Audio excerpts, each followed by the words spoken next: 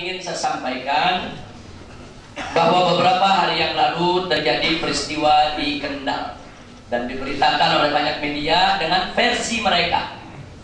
Diberitakan oleh media dengan versi mereka. Nah, kami dari Front Pembela Islam sudah membentuk tim investigasi DPP FPI untuk melakukan investigasi agar bisa mengetahui apa yang sebenarnya terjadi. Itu yang pertama.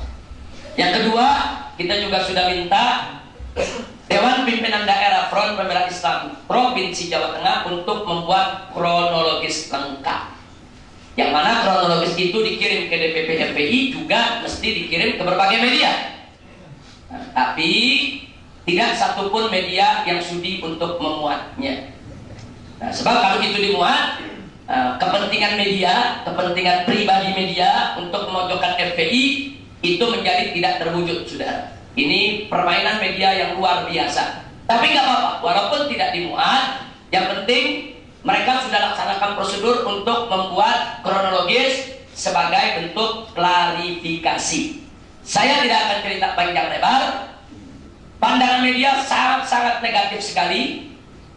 Tapi yang menarik, barusan datang tamu kita, ini Kiai Haji Abdul Aziz. Beliau salah satu pimpinan Jamaah Tabligh yang ada di Jawa Tengah. Bukan dari FPI, Jamaah Tabligh. Nah, barusan beliau menyampaikan salam buat antum semua. Dan beliau minta maaf harus segera ke bandara airport karena pesawat beliau jam 9. Nah, sebetulnya kedatangan beliau ini saya sendiri tadi tidak paham untuk apa. Barusan beliau bicara, beliau menyampaikan bahwa peristiwa Jawa Tengah, tolong DPP FPI jangan mudah menyalahkan FPI Jawa Tengah. Karena kata beliau tahu persis apa yang terjadi. Nah, beliau tahu persis kalau FPI itu sudah mengikuti prosedur yang ada.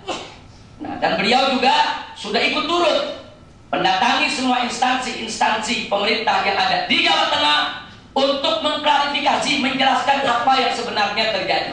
Intinya, Kiai Haji Abdul Aziz yang baru saja meninggalkan tempat barusan menyatakan murni bahwa peristiwa Jawa Tengah adalah FPI lawan preman pelacuran, bukan melawan masyarakat. Ini jadi menarik ini. Ada media memberitakan FPI lawan warga. Ada kiai dari Jamaah Tabligh, bukan dari FPI, saudara. Jauh-jauh datang dari Semarang kemari hanya khawatir nanti DPP salah paham dengan DPD, mengambil langkah-langkah tindakan-tindakan administratif. Karena betul, DPP membentuk tim investigasi. Kalau hasil investigasi kami menyatakan ternyata DPD FPI salah, tidak menjalankan sesuai prosedur, kita akan mengambil tindakan. Mulai dari peringatan, pembekuan, sampai kepada pembubaran. Itu sudah aturan standar di FPI. Tapi kalau ternyata mereka sudah mengikuti standar, sudah bagus, FPI sepenuhnya akan mendukung apa yang mereka lakukan. Nah, untuk itu kami menunggu putusan daripada tim investigasi. Nah, baiklah. Tapi dari hasil sementara, kronologis yang dikirim oleh DPD FPI Jawa Tengah menceritakan bahwa pada hari kejadian, sehari sebelum kejadian, bahwa FPI Jawa Tengah melaksanakan buka bersama di Sukorejo, di Masjid Bundaran, sudah. Nah, berdatanganlah FPI dari berbagai tempat ke tempat tersebut. Di antaranya ada satu rombongan terdiri dari 20 laskar FPI yang menuju ke lokasi melewati tempat pelacuran. Ternyata tempat pelacuran itu buka siang bulan Ramadan. Padahal masyarakat di sekitar itu sudah lapor aparat, sudah lapor pemerintah, dan bahkan sudah minta bantuan FPI untuk menutup, saudara. Nah, karena kita percaya kepada aparat, kita pikir aparat sudah tutup.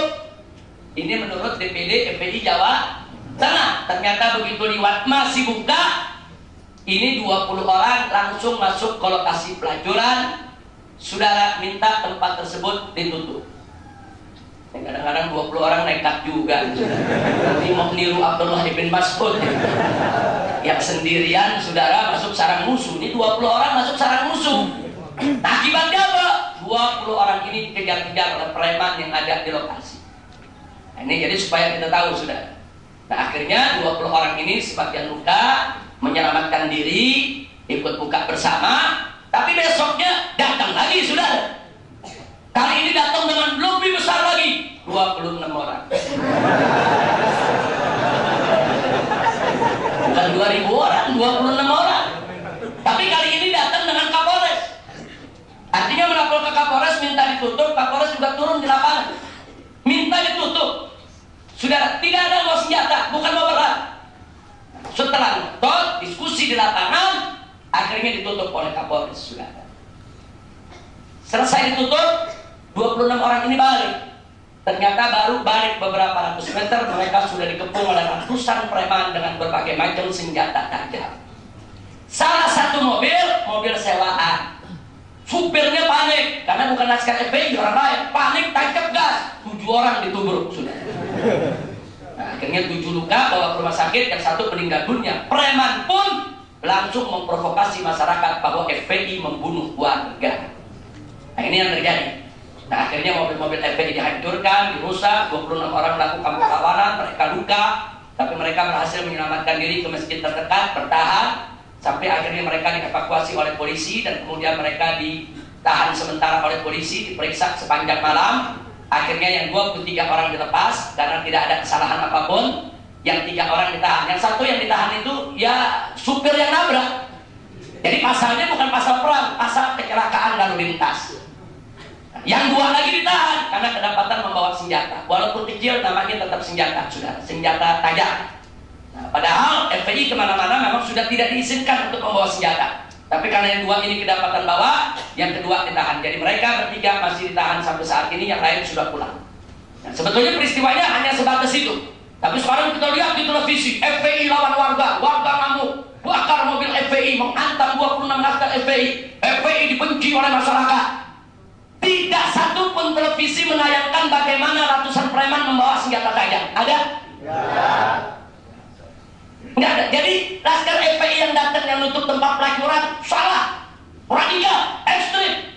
Tapi preman ratusan yang bawa senjata tajam, nggak apa-apa.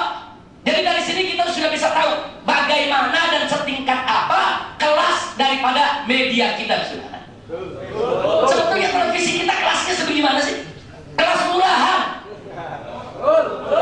Media-media kita yang katanya besar-besar itu, saudara, kelas murahan, tidak profesional dan tidak proporsional. Karena media-media tadi punya kepentingan, para wartawan ini hanya membuat senang bos-bosnya yang punya kepentingan, tidak lebih. Makanya jangan salahkan saya kalau sudah lama saya menolak kedatangan wartawan untuk wawancara secara khusus. Saya tolak. Saya tidak pernah terima lagi wartawan sampai hari ini, kecuali kalau wartawan itu berhasil menjegat saya pada event-event tertentu. Kita lagi ke DPR, keluar, kemudian dijegat pada wartawan, 1-2 pertanyaan, masih kita layani. Di luar itu tidak, sudah. Karena percuma, kita bicara 1 jam yang dimuat 5 menit. Kita bicara 2 kalimat dipotong yang dimuat 1/3 kalimat, sudah. Nah, intinya apa? Mereka hanya mencari peluang untuk memojokkan kita. Nah, karena itu saya tidak peduli dengan itu semua. Tim investigasi kita tetap kerja. Dan saya hanya minta, karena kebetulan hari ini juga teman-teman di Jawa Tengah sedang mendengarkan acara ini. Nah, kita minta kepada DPD FPI Jawa Tengah untuk tetap wajib melakukan evaluasi, introspeksi diri. Mungkin jangan-jangan ada kesalahan, apakah di administrasi, apa di prosedur, atau salah strategi, saudara. Tadi kan Mu'ayyid bin Mas'ud sendirian bisa bubarin ribuan orang, saudara. Sendirian dia bubarkan musuh, saudara. Dengan apa? Siasat, strategi. Nah, kadang-kadang itu juga mesti lihat evaluasi supaya ke depan tidak terulang lagi, saudara. Pada 26 orang masuk ke lokasi pelacuran, di sana ada ratusan, hampir 1000 preman yang nyari nafkahnya dari tempat pelacuran. Ini sama juga masuk ke sarang di mana mereka akan punya resiko dibunuh. Nah, di sini mesti dilihat apakah strateginya sudah benar atau belum. Apakah strateginya sudah mantap atau tidak. Kami minta DPD FPI Jawa Tengah tetap untuk mengevaluasi, introspeksi diri. Soal benar atau salah dalam amar ma'ruf nahi munkarnya itu persoalan lain. Itu nanti DPP FPI yang akan melakukan penilaian. Kalau mereka benar, akan kita dukung benarnya. Kalau mereka salah, pasti akan ada sanksi. Mulai dari peringatan sampai pembekuan sampai pembubaran, saudara. Mudah-mudahan mereka tidak punya kesalahan di dalam pelanggan daripada ADART FPI. Amin ya rabbal alamin. Nah, kemudian masih soal Kendal, dengan adanya ada tempat pelacuran yang buka di siang hari bulan Ramadan, berarti pemerintah di Jawa Tengah nggak kerja. Berarti kepolisian setempat tidak kerja. Padahal Bapak Kapolri Jenderal Timur Pradopo sebelum Ramadan sudah memberikan arahan kepada seluruh Kapolda di seluruh provinsi di Indonesia untuk secara proaktif mengamankan dan menjaga kemuliaan bulan Ramadan, untuk secara proaktif memerangi segala bentuk penyakit masyarakat. Kalau bahasa polisi, penyakit masyarakat, disingkat PAKA. Apa itu penyakit masyarakat? Pelacuran, perjudian, minuman keras. Kalau bahasa kita adalah maksiat. Sudah diamanatkan oleh Kapolri. Jadi semua tempat maksiat itu disikapi, ditindak. Jangan mengganggu ketenangan umat Islam untuk berpuasa. Berarti arahan Kapolri sudah bagus belum? Sudah bagus, sudah. Nah, sekarang kita meminta pertanggungjawabannya. Bagaimana Kapolda di Jawa Tengah? Kalau Kapoldanya sudah memberikan arahan kepada Kapolres, berarti kita minta pertanggungjawaban Kapolres di Kendal. Apa yang kau sudah kerjakan? Kok ada tempat pelacuran? Saudara, ada perempuan-perempuan menjajakan diri siang bulan hari Ramadan. Kendal itu mayoritas Muslim, daerah Muslim. Nah, ini jadi persoalan. Nah, apakah hal semacam ini disoroti oleh televisi? Yang disorot cuma FPI. Udah FPI jadi korban disorot tadi sudah. Udah disorot dijelekin. Kenapa mereka tidak angkat bahwa Polda Jawa Tengah atau Polres Jawa Tengah membiarkan tempat maksiat buka di siang hari bulan Ramadan?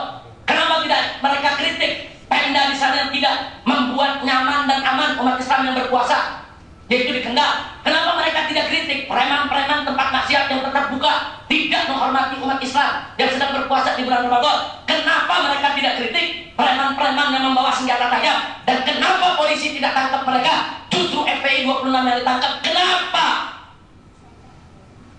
Nah, ini menjadi kritik kita, dan ini bagian akan kita investigasi, saudara. Nah, itu saja. Bagi mereka yang mau tahu lebih jauh, silakan buka website FPI, www.fpi.org.id. Nah, kalau ada wartawan protes, Habib kalau begitu menghalangi informasi. Kalau nggak mau diwawancarai, berarti Habib ini menyembunyikan informasi dari wartawan. Saya tidak pernah menyembunyikan informasi. Anda mau informasi, buka website FPI, selesai. Kan wartawan bisa buka website FPI. Di sana kan ada pernyataan daripada pimpinan-pimpinan FPI. Silakan mereka kutip kalau mereka mau kutip.